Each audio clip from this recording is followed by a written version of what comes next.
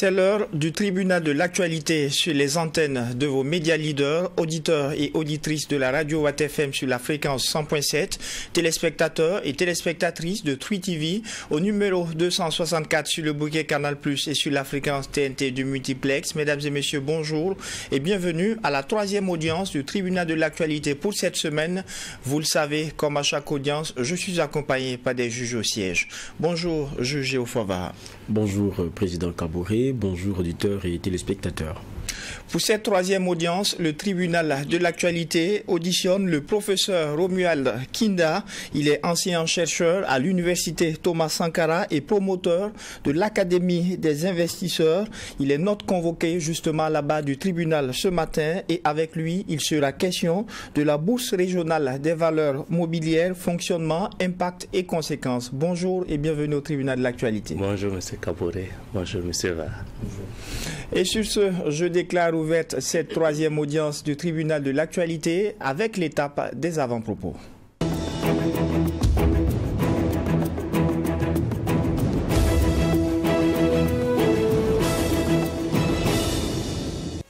Juge Géoffroy Vara, qu'est-ce qui retient votre attention pour cette audience du tribunal?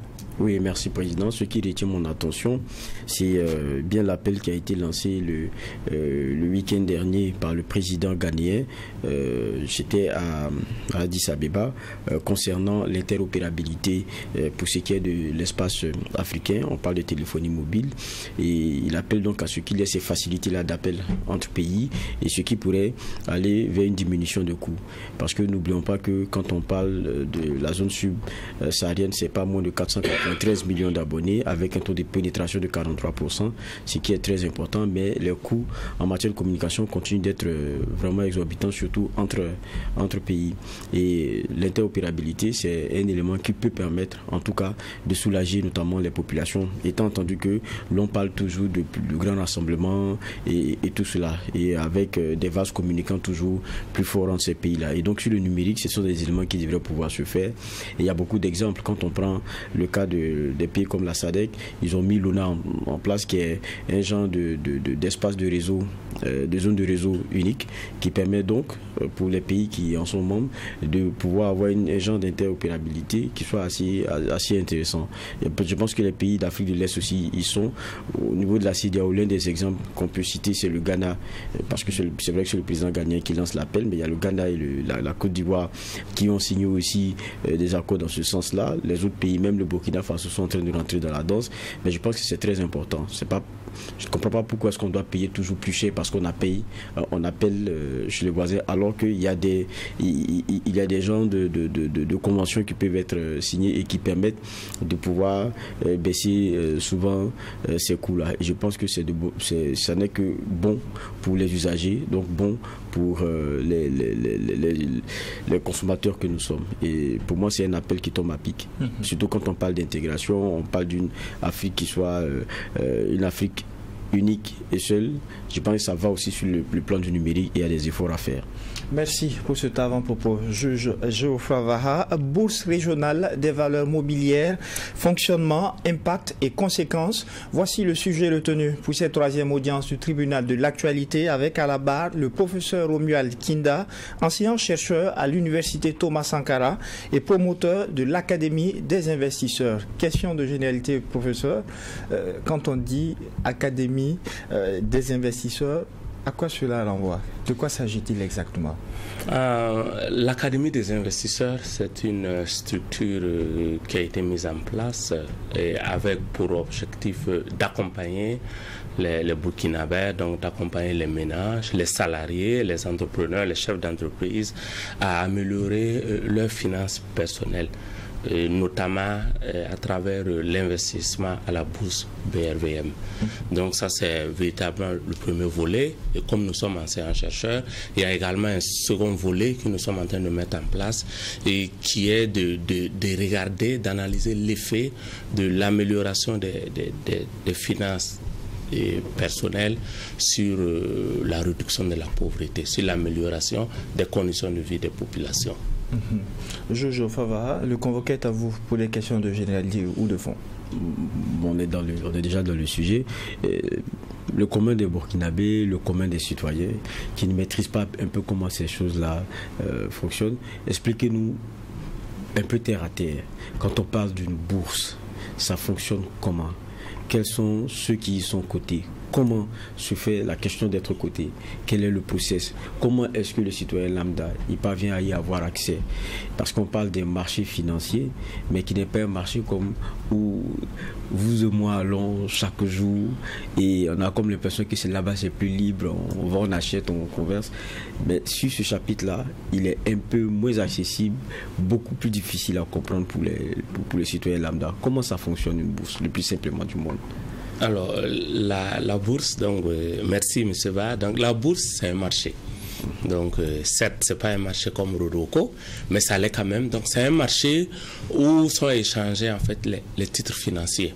Donc, quand on parle de notre bourse, donc de la bourse régionale des valeurs immobilières, qui regroupe, en fait, donc c'est un marché qui regroupe les 8 pays. Les 8 pays de l'UEMOA.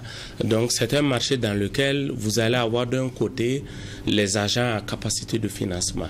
Donc, ça peut être vous, donc ça peut être les ménages, ça peut être des investisseurs étrangers, et c'est aussi et surtout nos structures publiques. Donc, tout ce que vous avez comme Carrefour, donc la CNSS, donc ce sont des structures qui ont des ressources, qui ont des fonds. Donc, on les appelle des agents à capacité de financement et elles vont à la BRVM pour rechercher, pour investir leur argent. Donc, pour avoir des meilleurs rendements. De l'autre côté, vous avez les agents à besoin de financement, donc qui vont rechercher des financements. Donc, ça peut être des entreprises. Donc, n'importe quelle entreprise qui répond, voilà, aux critères, donc les critères qui sont édictés par l'AMF UEMOA. Donc, ça peut également être nos États. Donc, tout juste à côté, il y a, en fin décembre, il y a l'État sénégalais qui est parti rechercher plus de 100 milliards donc, en émettant des obligations. Donc, la bourse, certes, elle n'est pas très, très connue, mais néanmoins, voilà. Donc, c'est un marché qui permet à ceux qui ont besoin de ressources et peuvent aller sur ce marché. Alors, pourquoi ils peuvent aller sur ce marché? Lorsque l'on parle d'entreprise, quand on parle des États, et surtout les entreprises, elles ont la possibilité d'aller vers le secteur bancaire. Donc une entreprise peut aller auprès d'une banque, va la prendre un crédit, mais l'avantage pour elle d'aller sur le marché financier, c'est que c'est elle qui émet les conditions. Donc lorsque l'entreprise va sur le marché, elle va donner ses conditions. Et en général, les taux d'intérêt voilà, qu'elle propose sur le marché financier sont relativement plus faibles que ce qu'elles vont prendre quand elles vont auprès des banques. C'est ça qui fait que vous allez voir qu'il y a pas mal d'entreprises. Il y a aussi nos États, donc nos États qui y vont, parce que s'endetter auprès du marché financier régional, la BVM, revient moins cher pour l'État burkinabé, pour les autres États, que d'aller sur les marchés internationaux. D'accord. Donc c'est un marché où se vendent des titres, c'est actions, obligations. Justement, la part qu'on fait, c'est quoi? L'action, c'est quoi? L'obligation, c'est quoi? Et puis, lorsqu'on en prend, soit une action ou une obligation, à quoi ça donne droit? Et puis, quelle est vraiment la différence au fond? Alors, je vais d'abord commencer par l'obligation. Donc, l'obligation, c'est un titre de créance. C'est, si vous voulez, en français simple, il y a une entreprise A qui a besoin d'argent et elle va faire l'annonce, elle va dire, bon, voilà, j'ai besoin de 1 milliard et elle va dire, ben, si vous voulez me financer, donc ceux et celles qui veulent me financer, et elles peuvent le faire par des parts de 10 000. Donc l'obligation va coûter 10 000 et donc vous pouvez acheter la quantité que vous voulez et par exemple à la fin de chaque année je peux vous rémunérer, donc je peux rembourser, c'est pas je vous rembourse votre capital et à échéance avec un intérêt de 6,5%. Donc ce qui fait que par exemple une personne qui achète sans obligation, donc ça veut dire qu'elle va donner un crédit à l'entreprise, un crédit de 1 million. Donc, ça peut aller sur une échéance de 10 ans. Là, je vous donne cet exemple. Il y a 2 ans, l'État burkinabé a émis un emprunt obligataire qui va autour de 150 milliards sur une durée de 12 ans. Donc, celui qui achète les obligations s'attend à avoir chaque année, voilà, un intérêt de 6,5 durant les 12 ans. Et sur un échéancier bien déterminé, l'État va s'engager à le rembourser aussi son capital, donc à payer les intérêts et le capital. Donc à la fin de 12 ans, ça c'est un exemple, ça peut être 5 ans, ça peut être 7 ans, à la fin de l'opération, celui qui a acheté les obligations, donc l'investisseur qui a acheté les obligations aura son capital, aura ses 1 million plus les intérêts. L'action, c'est beaucoup plus, c'est une approche différente. Donc l'action, celui qui achète des actions auprès d'une entreprise, c'est comme si elle devient copropriétaire. Elle achète des parts. Voilà, elle achète des parts, donc elle devient propriétaire. Donc nous avons des entreprises de la place qui sont cotées. Donc si vous achetez une action de cette entreprise, ben, c'est comme si vous devenez copropriétaire. Donc en devenant copropriétaire de cette entreprise, à ce moment, si à la fin de l'année, l'entreprise fait des performances, donc elle fait des résultats positifs et elle décide de partager des dividendes, vous, en tant que copropriétaire, vous recevez ces dividendes. Si à la fin de l'année, l'entreprise ne fait pas de bonnes performances et qu'elle décide de ne pas distribuer de dividendes, vous êtes également, voilà, vous n'aurez rien. Donc voilà véritablement la différence entre les deux. Le premier, c'est un titre de créance et l'autre, c'est un titre de propriété. À vous écouter, ça renvoie un peu à un terme que l'on a communément ces temps-ci. Il s'agit du trading. Est-ce que c'est pareil? Non, c'est pas du tout pareil. Donc, il est vrai que sur le principe, le trading peut se faire à la bourse. Donc, le trading, c'est le fait de spéculer. Donc, c'est le fait d'acheter un bien. Donc, quand on parle de trading, si on prend même le secteur de l'immobilier, vous allez voir qu'il y a des agents immobiliers où il y a des personnes qui achètent des biens, des parcelles à un prix donné. Ça peut être 100 000 et ils vont attendre au bout de quelques temps et revendre cela à 200 000. Donc, il est vrai que sur le marché boursier, donc de la BVM, il y a également des acteurs qui font du trading, donc qui essaient d'acheter et de vendre. Mais ici, là, il s'agit du fait que c'est vraiment le fait d'investir. Donc, c'est le fait d'accompagner une entreprise ou un État dans sa croissance. Quand on est burkinabé, quand on est aussi patriote, c'est le fait aussi de savoir accompagner l'État. Donc, notre État a généralement besoin de ressources. Nos entreprises ont besoin de ressources pour croître. Et en tant que citoyen, on peut les accompagner en achetant des obligations. On peut les accompagner en devenant actionnaire. Donc, c'est véritablement la nuance. Et l'autre nuance, c'est que notre environnement aussi est pollué par la présence d'entreprises qui affirment faire du trading, alors qu'elles n'ont pas l'habilitation. Comment faire la différence entre une entreprise qui a l'habilité à le faire réellement, pour ceux qui ne s'y connaissent pas? Alors, là, c'est pas difficile. Il suffit de contacter l'AMF. Donc l'AMF UMOA, l'autorité des marchés financiers de l'UMOA, qui a un site internet. Donc vous pouvez, donc si une entreprise vous informe qu'elle a le droit, qu'elle a l'habilitation de faire du trading sur le marché financier, et vous lui demandez les références et vous contactez vous-même l'AMF. Il y a beaucoup d'entreprises qui se créent au niveau du ministère du Commerce et qui affirment qu'elles ont l'habilitation. Elles ont l'habilitation parce qu'elles sont créées en tant que société. Mais dans notre espace financier, il n'y a que l'AMF UMOA qui peut donner l'habilitation à faire du trading ou bien à investir sur le marché financier. Oui, justement, comme on a un technicien, parce que l'émission est essentiellement pédagogique, c'est pour ça qu'on pose un certain nombre de questions. Et à un moment donné, lorsqu'on parlait du trading, je pense qu'il y avait une note qui est sortie. Tout à l'heure, vous donniez le nom nouveau, mais avant, c'était le CREMP, comme on l'appelait. Le CREMF. Voilà.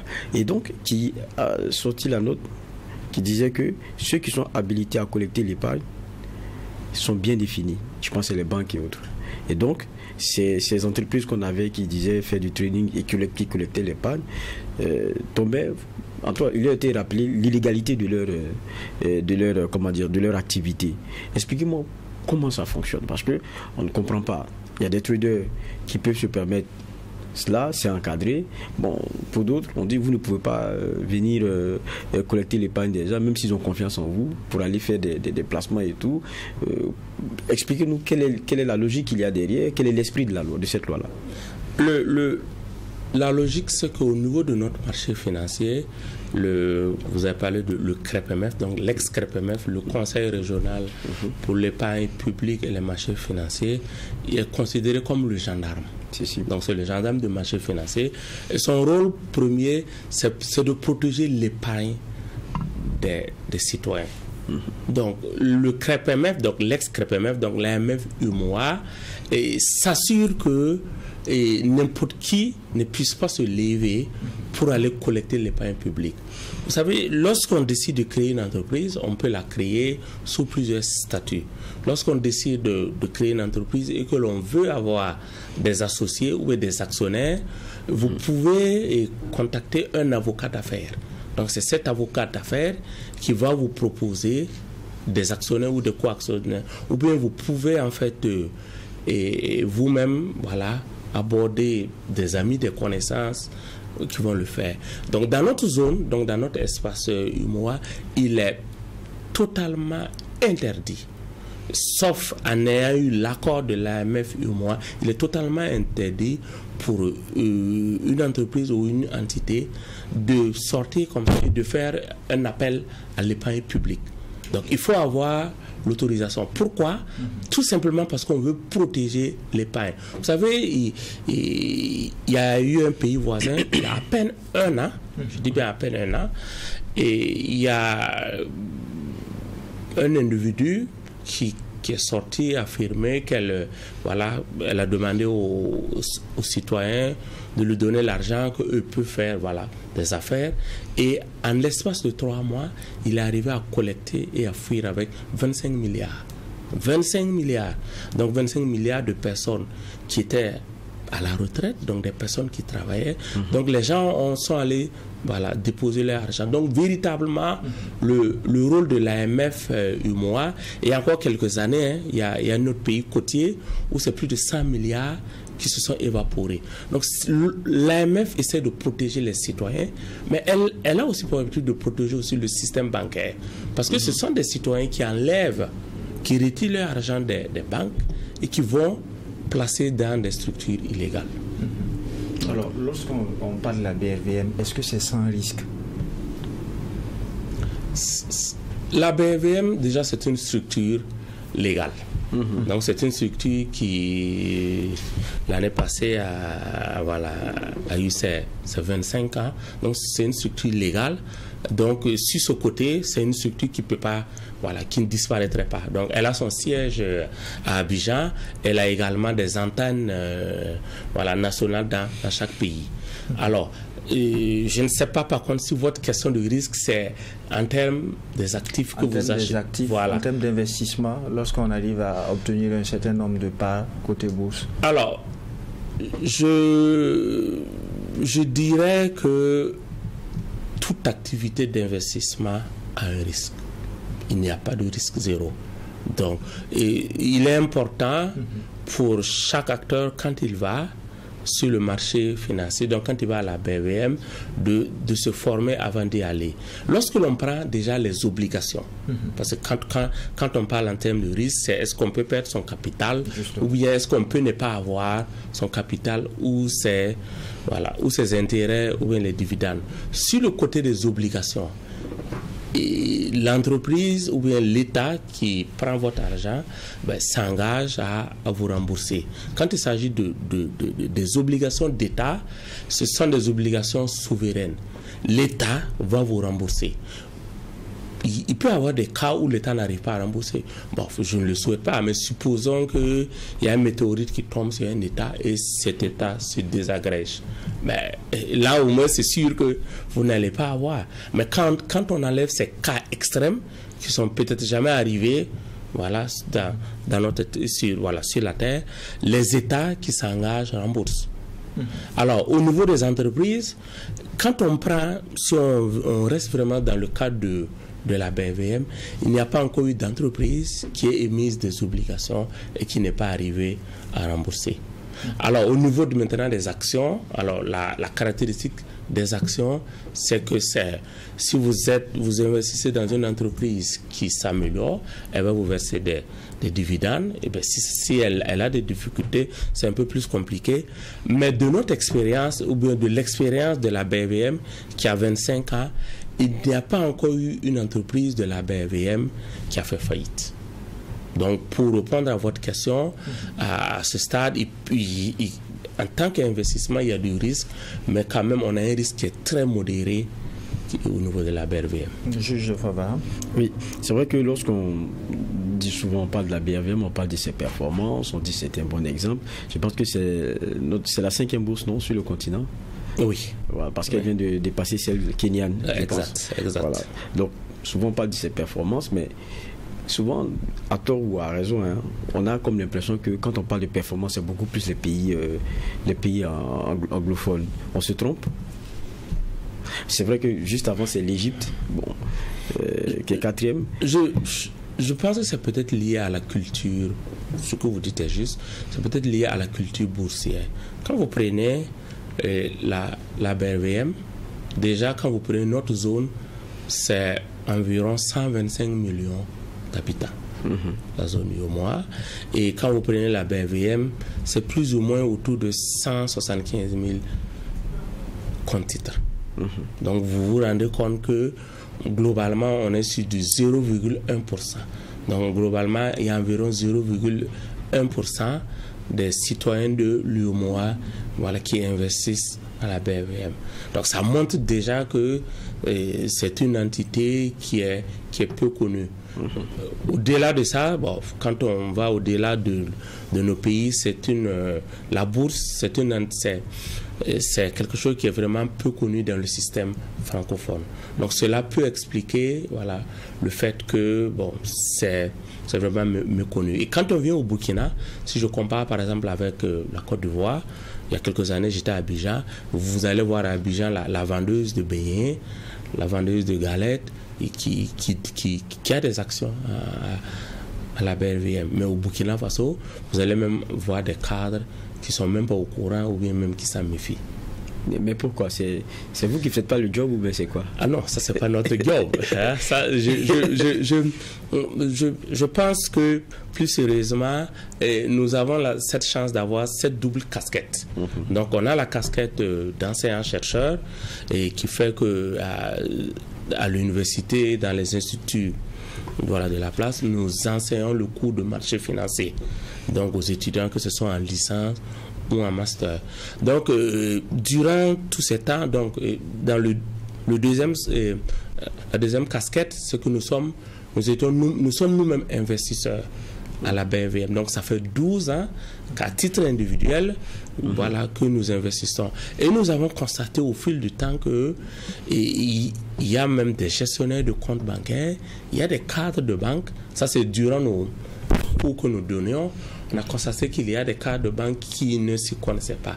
Et c'est ça qui nous a animés à mettre en place l'Académie des investisseurs, dont l'objectif premier, c'est de sensibiliser en fait les Burkinabés sur la culture boursière. Parce que les Burkinabés, il y a peu de personnes qui s'y connaissent et il y a beaucoup qui se font avoir. Mais justement, quand on regarde la question de la bourse, pour beaucoup, c'est une affaire de gros sous. Si vous voulez aller là-bas, avoir beaucoup d'argent, il faut être capable d'en mettre beaucoup. Alors que, aujourd'hui, les gens sont beaucoup plus riscophiles. Hein. C'est-à-dire, on met un peu, on regarde la côte, pour parler comme certains, et puis on essaie de voir ce qu'on peut glaner. Alors qu'avec les bourses, quand vous prenez le cas par exemple des obligations, il y en a 3 types, mais c'est court, moyen, long terme. Vous allez prendre les actions, ils regardent les taux, c'est un peu plus intéressant que de poser son argent en banque, mais il s'est dit c'est moins intéressant qu'une activité que je vais gérer ici et maintenant, ou bien on se trompe, ou bien oui et non. D'accord. Oui et non. On va aller sur le principe de oui. Lorsque, au niveau de l'Académie des investisseurs, nous avons fait une étude et nous avons posé la question aux Burkinabés, dans quoi est-ce qu'ils investissent? Et nous nous sommes rendus compte que 52% des personnes enquêtées et mettent leur argent dans l'épargne bancaire. Donc, ce qui montre quand même que c'est la majorité. Et ensuite, vient en deuxième position l'investissement dans l'immobilier. Donc, les gens achètent des terrains, des parcelles et dans une moindre mesure construisent des maisons. Vient en troisième position le commerce, donc les activités commerciales, donc qui vont un peu dans le sens de ce que vous dites. En quatrième position arrive la crypto-monnaie. Donc ça nous a surpris, mais c'est la crypto-monnaie. Donc il montre quand même que de plus en plus les Burkinabés s'y intéressent. En cinquième position, nous avons les assurances vie et en fait les investissements en termes de titres et en termes d'actions et d'obligations arrivent vraiment quasiment en dernière position.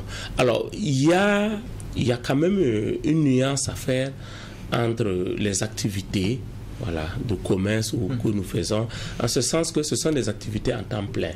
Et vous avez un emploi, vous êtes là, il y a beaucoup de gens qui travaillent, qui sont déjà occupés toute la journée pour leur emploi.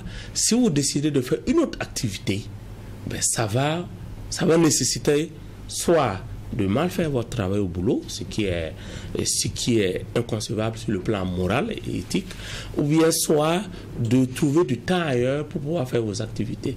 L'avantage avec l'investissement en bourse, c'est que c'est une activité qui est passive. C'est-à-dire que vous achetez des actions ou bien des obligations et c'est l'entreprise là, ce sont les responsables de l'entreprise, ce sont les employés qui vont faire le job à votre place, qui vont avoir des résultats en fin d'année et vous êtes assis et lorsqu'il y a des dividendes, lorsqu'il y a des bénéfices, on vous donne une part des bénéfices. L'autre élément, lorsque vous dites que ça ne donne pas beaucoup, non, la question de donner beaucoup est liée à combien vous mettez. Combien vous mettez. Donc, alors que normalement, l'analyse de la rentabilité d'un investissement, le critère de la mesure, le critère ou la mesure de la performance d'un investissement, c'est le rendement. Et lorsque nous regardons quand même sur notre marché, on a des entreprises, quand je dis on a, l'année passée on a fait l'étude, sur les 46 entreprises qui sont cotées à la BVM, on a près d'une trentaine qui ont distribué des dividendes, et sur les 33 qui ont distribué des dividendes en 2023, il y a environ 26 qui ont distribué des dividendes avec un rendement qui est autour de 8%. Bon, on va faire des simulations. Je pense que c'est ça qui va intéresser ceux qui nous écoutent. Oui. Allons sur quel a été le plus fort rendement sur les 46 entreprises cotées. Quel a été le rendement le plus fort? Il y a... On va pas donner le nom, on va pas faire de publicité, mais on va donner le rendement le plus fort. 50%. 50%. Oui, vraiment à titre exceptionnel. À titre exceptionnel, oui. 50%. L'action, c'était des actions. Hein? Oui. Des actions. L'action coûtait combien? L'action coûtait autour de 7 000. Donc, la personne se retrouve avec 3 500 en plus par action. Oui. Donc, vous mettez 7 000, vous avez 3 500. C'est après un an d'exercice, c'est ça, non? La distribution du dividende, c'est après une année d'exercice ou bien comment ça se passe? Non. La distribution des dividendes, c'est pas lié à la durée. Lorsque l'entreprise annonce, par exemple, qu'elle va distribuer les dividendes le 1er juin, vous pouvez acheter l'action le 25 mai. Donc, en réalité, la distribution des dividendes est liée au fait que vous possédez l'action au plus tard 72 heures avant. Ok, ça devient encore intéressant.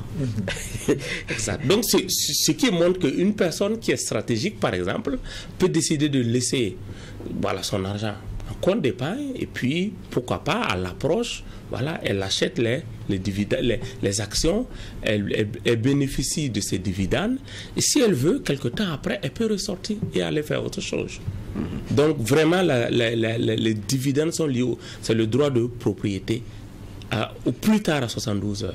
Oui, mais ce que je veux dire, c'est que c'est après un bilan d'exercice qui est fait. Et le bilan d'exercice est annuel en fait. Donc celui qui détient l'action de façon permanente et qui espère chaque année avoir des dividendes, j'ai dit que c'est sur un an qu'il aura généré les 50%, je veux dire. Pour celui qui est. Voilà, pour celui qui reste, voilà. Pour celui qui spécule, qui fait du trading aussi, qui sent les choses venir, peut vendre, acheter, ça c'est autre chose. Exact. Ça c'est autre chose. Exact. Donc, je veux dire 7000 pour avoir 3500 sur un an. C'est une activité passive. C'est une activité passive. Où tu le fais. Bon, par action, mais c'est déjà intéressant. C'est déjà intéressant pour que chacun se fasse aussi un peu son idée. Parce que je ne pense pas que si vous déposiez 7000 en banque, ça sera pareil. Hein. Eh bien, vous allez avoir 3,5. Voilà, 3,5. Ça au moins c'est clair. Il y a déjà un avantage certain là-dessus. Donc ça permet un peu d'avoir. Mais aujourd'hui, ceux qui sont présents sur ce marché, quel est le profil? Je parle du lambda, des citoyens lambda. Quels sont ceux qui sont aujourd'hui enclins à aller vers vous, qui demandent du conseil?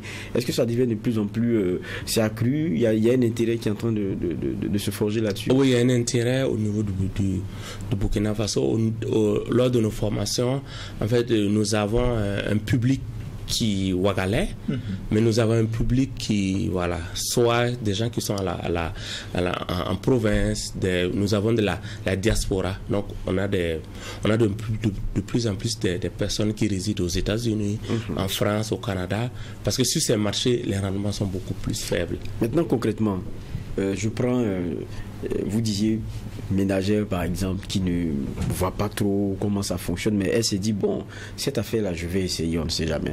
Quand cet individu-là vient vers vous, qui ne connaît pas le monde, en quoi consiste votre travail? L'approche, c'est quoi? C'est lui permettre de mieux voir pour faire des choix, ou bien c'est conseiller dans ses choix? Parce qu'il y en a qui ne peuvent pas comprendre jusqu'à la fin, hein, c'est compliqué. Alors, nous, à notre niveau, nous avons plusieurs étapes. La première étape, c'est qu'on forme. Donc, on va monter aux personnes. C'est quoi la BVM? Ensuite, nous allons leur montrer comment on investit. C'est-à-dire que combien il faut pour acheter des actions. Parce que quand les gens viennent, beaucoup de gens croient que la bourse, c'est pour des riches. C'est pour des personnes, il faut être riche, alors que voilà, nous avons des actions et nous avons l'exemple d'une entreprise, d'une grande banque dont le coût de l'action c'est 18 francs. Je dis bien 18 francs. Après, il y a des entreprises qui ont des actions élevées. Donc, nous allons montrer aux personnes et combien ça coûte pour investir. Nous allons leur montrer où est-ce que elles y vont si elles veulent avoir accès au marché financier. Parce que nous-mêmes, on ne peut pas le faire. Donc, nous avons des SGI. Au niveau de Burkina, il y en a 3. Mais au niveau de la zone Yomoa, il y en a beaucoup plus, autour d'une 30aine. Donc, et ensuite, nous allons leur montrer qu'est-ce qu'on gagne de façon concrète. Parce que lorsqu'une personne vient pour se former, voilà, qu'est-ce qu'elle gagne? Voilà, on peut gagner en termes d'intérêt. Donc, lorsque vous achetez des obligations, si vous voulez quelque chose de sûr, sans fluctuation, nous vous orientons vers les obligations. Vous pouvez également gagner au niveau des dividendes. Voilà. Et l'autre élément que nous faisons dans notre formation, nous leur partageons notre expérience personnelle. Donc, c'est quand même 12 ans d'expérience. On partage en fait aux personnes qui sont formées comment est-ce que nous on a commencé, quelles sont les difficultés, ce qu'on a perdu et ce qu'on a gagné. Et à la fin de la formation, les personnes qui sont formées sont reversées dans un groupe WhatsApp là où il y a déjà toutes les personnes qui ont été formées et les échanges en fait continuent. Alors, allez-y. Donc, nous avons souvent des personnes qui veulent souvent à la fin de la formation ou avant la formation, qui veulent nous donner leur argent pour qu'on investisse. Et c'est là où on leur dit non, nous n'avons pas ce rôle. Nous ne souhaitons même pas avoir ce rôle. Donc nous, notre rôle, c'est vraiment de sensibiliser. Et ensuite, nous avons une seconde étape, parce que lorsque vous décidez d'ouvrir un compte titre, voilà, auprès d'une SGI, pour pouvoir, vous avez deux possibilités. Soit vous donnez la gestion à la SGI, à des professionnels qui vont gérer votre argent à votre place, soit vous décidez de faire la gestion libre. Donc pour les personnes qui veulent faire la gestion libre, nous avons un second niveau de formation où nous allons les montrer comment acheter les actions, comment faire une analyse financière, sur quelle base, voilà, quels sont les critères que vous devez regarder. Est-ce que vous devez regarder le chiffre d'affaires? Est-ce que vous devez regarder le bénéfice? Voilà, le taux de distribution. Et quels sont les sites référenciés qu'il y a sur lesquels vous pouvez aller rechercher l'information. Justement, tout à l'heure vous disiez, vous partagez votre expérience et ce que vous avez perdu par moment, ce que vous avez gagné. Bon, si un marché boursier où on a comme l'impression que bon, il y a une santé pour ce qui est des entreprises, il n'y a eu aucune faillite. Vous perdez comment? C'est des mauvais choix avec des actions qui ont baissé? Comment ça s'est passé? C'est essentiellement et nous avons perdu, ça c'était vraiment au début de nos investissements, et on avait été conseillé par un gestionnaire de compte et d'acheter le titre d'une action qui était suffisamment bas, en nous promettant que dans les mois qui viennent ça allait monter. Donc nous avons mis de l'argent en espérant que ça allait monter, et puis il est vrai que ça a monté. Donc le titre de l'action à l'époque était à 18 francs. Donc nous avons investi et ça a monté. Donc c'est allé jusqu'à 22. Vous savez, l'être humain étant gourmand, au lieu de vendre, nous nous sommes dit qu'on va patienter pour que ça arrive jusqu'à 30. Donc quand ça arrive à 22, nous avons encore acheté. Et quand ça atteint 24, le cours s'est renversé. Et donc ça a recommencé à baisser. Et puisque nous sommes aussi occupés, nous avons nos enseignements, on n'a pas tout suivi. Et le temps qu'on se rend compte, le titre était à 17. Donc on s'est retrouvé dans une situation de perte, et on a préféré en fait sortir. Et l'autre perte, mais qui n'est pas vraiment volontaire, mais que nous devons assumer, c'est le fait que au début la gestion de notre compte était sous mandat, et il y a eu des choix qui ont été faits et qui n'ont pas été bien faits. Donc c'est à la suite de toutes ces expériences que nous avons décidé à titre personnel. Donc nous sommes allés nous former, nous avons eu l'occasion de nous former en France et aussi en Côte d'Ivoire, et ça nous a permis de prendre nous-mêmes en main notre compte titre et d'investir. Mais en définitive, ça veut dire que c'est assez exigeant. C'est-à-dire que on n'achète pas seulement des actions et puis on va dormir. Il faut regarder les fluctuations, il faut s'informer, il faut de la veille, parce que si vous sentez des gros changements sur des marchés qui peuvent impacter des entreprises dans lesquelles vous avez pris des actions, il faut que vous soyez proactif. Alors, disons que rien n'est totalement passif. On dit par exemple que dans l'élevage, il y en a qui vont vous dire que l'élevage des poulets, c'est rentable, mais vous n'allez pas aller acheter vos poussins, venir les mettre la nourriture, fermer et puis partir.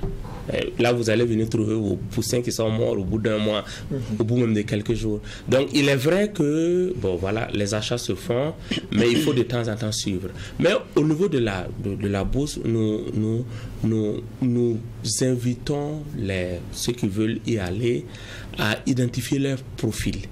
Il y en a qui ont beaucoup plus un profil, il y en a qui veulent faire du trading.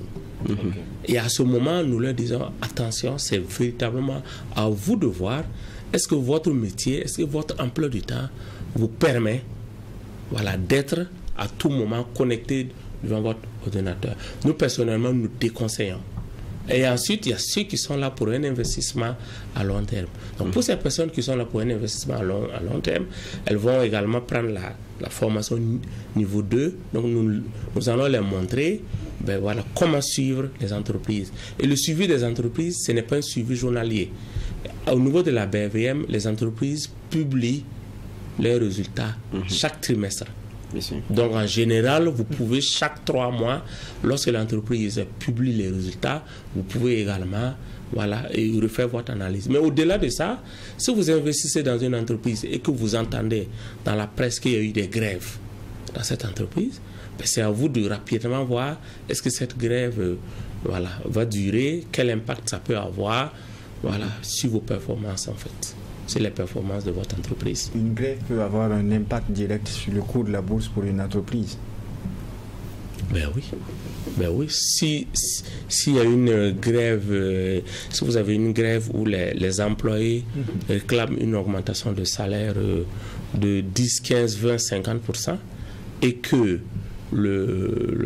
la direction concède, ben, il va de soi que certes, c'est une bonne nouvelle pour les salariés qui vont voir leurs conditions de vie s'améliorer, mais ça implique que les charges vont augmenter. Et donc, si les charges augmentent, les bénéfices attendus en fin d'année vont potentiellement diminuer. Donc, ça veut dire que les dividendes qui pourraient être distribués peuvent baisser. Et donc là, ça peut amener certains investisseurs avertis, ceux qui sont là que pour et à court terme, à retirer en fait leur gain et puis à réinvestir dans d'autres entreprises. Alors, il y a le contexte de digitalisation. Tout passe désormais par Internet. C'est vrai que les choses ont évolué avec la fibre optique, mais il n'est pas rare à certains moments d'avoir une faible connexion. J'ai comme l'impression que pour se lancer dans la BVM, côté bourse, il faut avoir nécessairement une bonne connexion pour pouvoir suivre un certain nombre de choses. Est-ce que je me trompe? Alors, oui, et je pense qu'il faut quand même avoir une connexion. Voilà, je pense que même aussi minime soit-elle, parce qu'aujourd'hui, c'est vrai que c'est une bourse, mais c'est un marché qui est virtuel. Donc, en ce sens que si vous achetez vos actions, ou même si vous demandez à ce qu'on achète vos actions ou vos obligations, vous pouvez voir ça sur votre compte en ligne. C'est un peu aujourd'hui comme les banques. Si vous avez un compte d'épargne, si vous vous connectez, si vous avez les codes, vous vous connectez, vous pouvez voir cela en ligne. Donc, même sur le marché financier, c'est quand même important d'avoir cela. Et au-delà aussi, si vous voulez faire des recherches pour avoir des informations sur les entreprises, parce qu'il n'y a pas que des entreprises burkinabè qui sont cotées. C'est vrai qu'on a 46 entreprises, on en a 3 burkinabè, mais la majorité des entreprises sont des entreprises ivoiriennes. Donc, c'est toujours bien d'avoir accès d'avoir une connectivité intéressante pour pouvoir suivre l'actualité économique et financière de vos investissements. D'accord, c'est un peu pédagogique. On a la chance d'avoir un spécialiste du domaine. Il y a une expression que l'on a couramment, celle de voir l'annonce d'un État qui annule ses obligations assimilables au Trésor. À quoi cela renvoie? Alors, là, c'est un autre marché.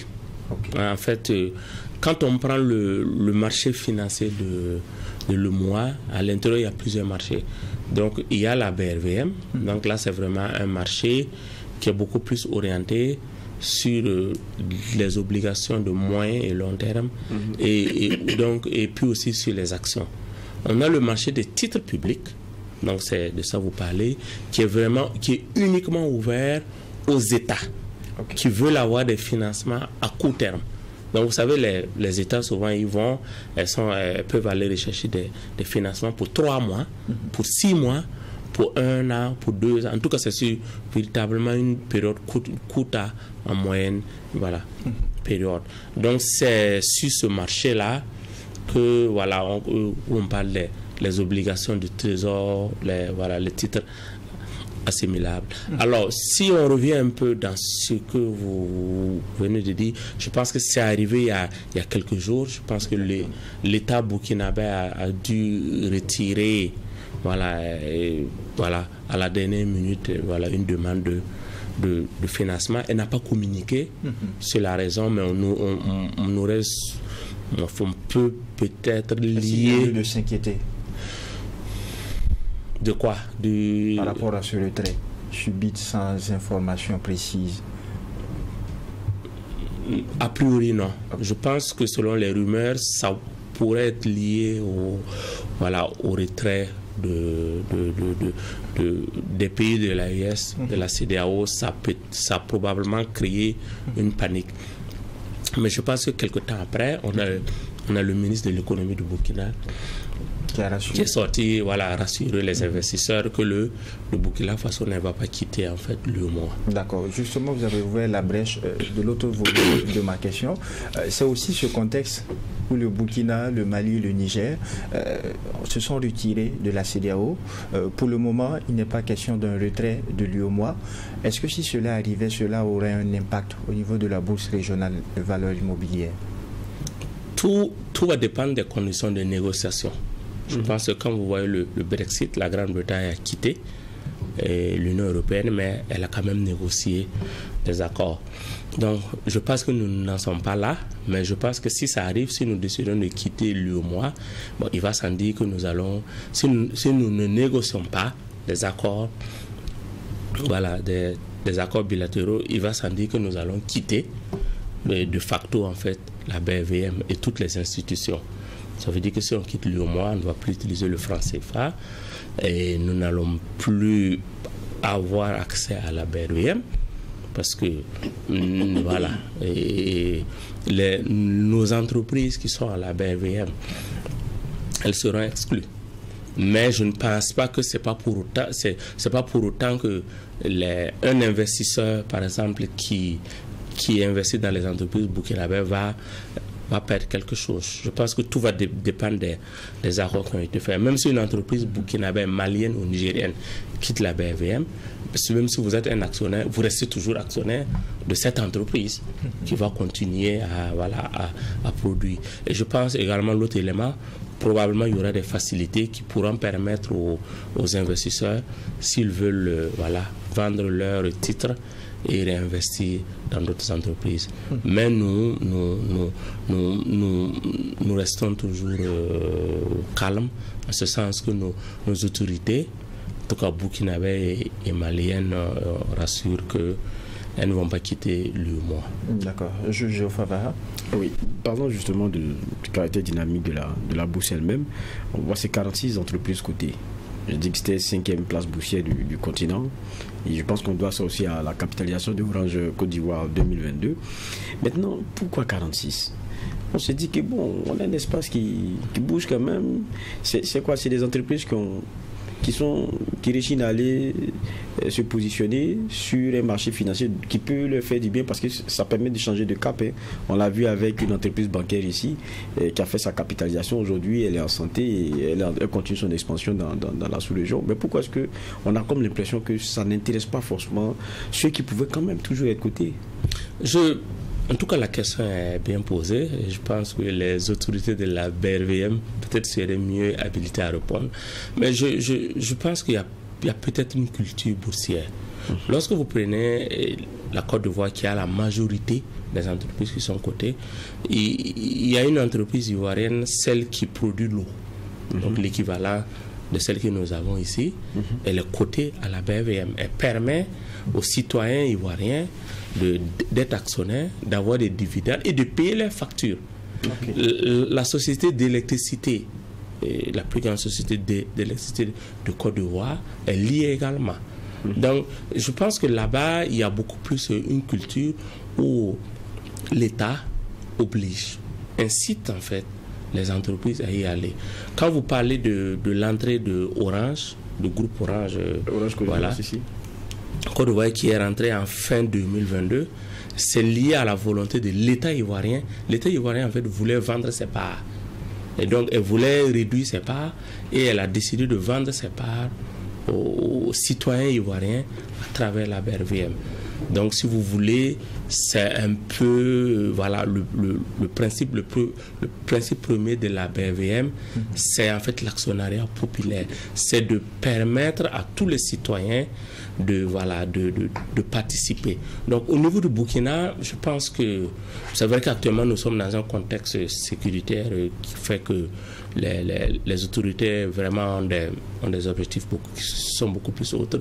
Mais quand on prend en fait l'histoire de notre pays, on se rend compte qu'il y a pas véritablement cette culture d'inciter les entreprises à y aller. Sinon, on peut, pourquoi pas la Lonabe. Oui, la Lonabe, c'est une grande entreprise qui partage des dividendes. Et elle peut aller à la BRVM, ne serait-ce que 10-15%, et permettre aux citoyens burkinabés de bénéficier du dividende. Et dernière réaction, allez-y. Et l'autre élément, c'est que je pense qu'au niveau de la BRVM, elle est en train de faire le travail. Le premier compartiment qui existe, c'est le compartiment des grandes entreprises. Donc ça fait que pour y aller, il faut avoir une certaine taille. Et la BRM a fait le travail où elle a créé un second compartiment, donc le compartiment des petites et moyennes entreprises. Donc normalement ce compartiment a pour objectif de permettre à certaines entreprises. Donc l'année passée on a eu la première PME de l'UEMOA qui est burkinabé, en tout cas qui a émis l'intention d'y aller. Donc on attend toujours les résultats pour voir si cela s'est bien passé. D'accord, 2 minutes, dernière réaction, juge. C'est vrai qu'on parle de la BRVM beaucoup plus, mais est-ce que pour le Burkinabé, il peut se lever et se dire, bon, moi je vais m'intéresser à ce qu'il y a comme action sur la bourse de Kigali et c'est là-bas que je vais faire mes investissements? Je pense que nous sommes dans un monde globalisé, un monde ouvert, c'est possible. Mais comme souvent on aime le dire, c'est comme une personne qui veut apprendre à pédaler un vélo. Voilà, l'enfant veut apprendre à pédaler un vélo. Vous voulez le montrer, vous voulez lui apprendre à rouler le vélo, à pédaler le vélo dans le 6 mètres. Il dit non, lui il veut pas ça. Lui veut aller sur l'autoroute. Il va aller sur le goudron. Donc je pense que sur le principe c'est possible, mais vraiment à titre pédagogique, pas à titre de prudence, il est peut-être mieux de commencer à se former, à investir sur notre marché. Parce que ce qui est intéressant, quand on investit sur notre marché, vous investissez dans des entreprises que vous connaissez. Il y a une société de téléphonie, j'ai même envie de dire 2 burkinabés qui y sont. Il y a une qui est directe, il y a l'autre qui est à travers la société mère ivoirienne qui y sont. Quand vous investissez sur ces entreprises, par exemple, ou bien quand vous investissez auprès des banques qui sont cotées, en fait, vous savez, ce qui est souvent drôle, les gens ont des comptes bancaires, des comptes. Les gens acceptent de déposer leur salaire, laisser leur salaire en banque. Et on leur donne à la fin 3,5. Et quand tu as la chance, en début d'année, on te donne des calendriers. Mais c'est votre argent que l'on prend et on va faire fructifier et on vient donner à l'actionnaire, à celui qui passe de l'autre côté, et on lui donne 8, 9, 10%. Donc, si vous avez suffisamment confiance à votre banque et pour laisser votre salaire là-bas, pour laisser votre épargne là-bas, pourquoi ne pas lui faire confiance et pour devenir actionnaire? D'autant plus que quand vous regardez les banques qui sont cotées, les actions sont autour de 6 000, 7 000, 8 000. Donc, c'est accessible à tout le monde. Point final pour cette 3e audience du tribunal de l'actualité. Je rappelle que le professeur Romuald Kinda, ancien chercheur à l'université Thomas Sankara et promoteur de l'Académie des investisseurs, était notre convoqué à la barre. Merci d'avoir répondu à la convocation, professeur. Merci, M. Kavoré. Merci, M. Va. Merci à vous, juge Baha, pour les angles de regard et d'analyse. Merci à vous, téléspectateurs et auditeurs. Merci aux équipes techniques de réalisation à la télévision comme à la radio. Et n'oubliez pas, ici au tribunal de l'actualité, la rigueur d'une justice équitable s'applique sur tous les sujets enrôlés. Au revoir et à demain pour une autre convocation.